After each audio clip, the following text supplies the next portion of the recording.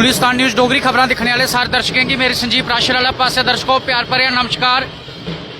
गल करचै ते रियासी जिले का पावन पूरी पौनी बिच अगर इस बेले की गल करचै ते अवंचा उठिए जेडे बालक जोगेश्वर दास महाराज जी वो परिक्रमा लै करदे और उंदे कन्नै कन्नै इन्नी भीड़ है वो लगातार जेड़ा श्रद्धालु दिखा करते हो तुस परिक्रमा लैंदे और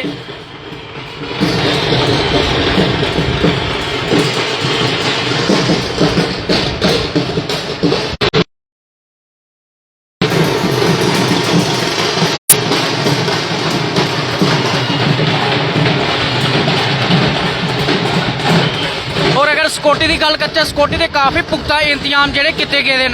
लगातार तुस दृश्य दिखा करते हो जी सिक्योरिटी है चप्पा चप्पा उपर जी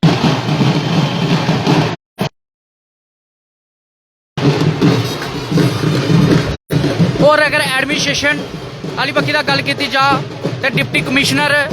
रियासी बबीला रकवाल और भी आई दियां हियां अज और अमन च भी बैठी दियां हियां।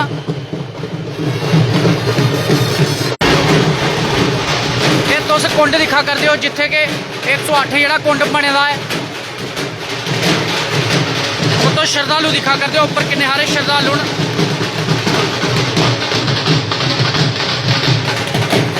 लगातार जी श्रद्धालुओं की संख्या है